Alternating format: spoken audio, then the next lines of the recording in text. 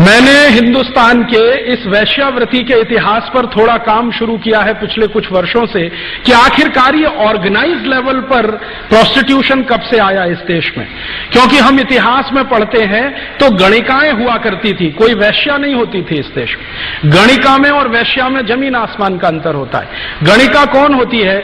जो ईश्वर के लिए नृत्य करती है और ईश्वर के ध्यान में ही मग्न रहती है। किसी आदमी के लिए नृत्य नहीं करती है, परिवार के लिए नहीं करती है, किसी भक्त के लिए नहीं, ईश्वर के लिए करती है। तो गणिकाएं तो बहुत थी इस देश में, वैश्याएं नहीं हुआ करती थी। वैश्याओं को ऑर्गेनाइज तरीके से हिंदुस्तान में लाकर स्थापित करने का काम अंग्रेजों ने किया। एक तो कत्ल खाने खुलवा गए, दूसरे वैश्याघर खुलवा गए। गांधी जी को इन दोनों से ही नफरत थी और गांधी जी बार बार अपने व्याख्यानों में बार बार कहते थे कि एक दिन के लिए मैं भी भारत का राजा अगर बन गया, एक दिन के लिए, तो कलम की नोक से ये सब काम एक दिन में कर दूं। पहला काम कत्ल खाने बंद करा दूं, दूसरे काम ये वैश्याघर बंद करा दूं, तीसरे काम भारत में शराबबंदी करा दूं, चौथे काम ऐसी लिस्ट बना रखी थी उन्होंने। लेकिन उस लिस्ट में शुरू में ये 3 काम थे। कत्ल खाने बंद करना सबसे पहला, दूसरा वैश्याघर बंद करना, तीसरा ये जो जगह जगह अंग्रेजों ने शुरू किया था तमाशा शराब का, और जगह जगह पब्लिकली शराब पीना और लोगों के सामने उसका डिमॉन्स्ट्रेशन करना, ये बंद कराना। लेकिन दुर्भाग्य इस देश का यह रहा कि गांधी जी की एक भी इच्छा पूरी नहीं हुई।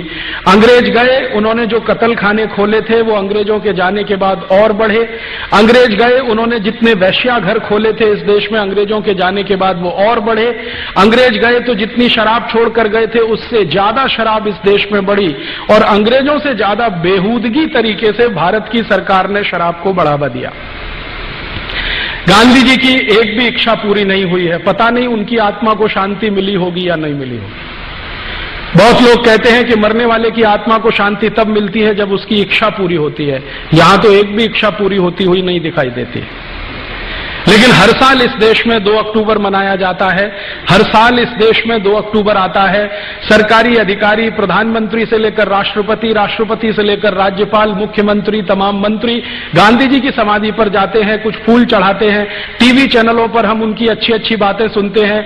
बापूजी को याद रखना चाहिए, बापूजी के सपनों को कभी भूलना नहीं चाहिए। लेकिन बापूजी के सपनों को जिंदा करने के लिए कोई कुछ नहीं करता।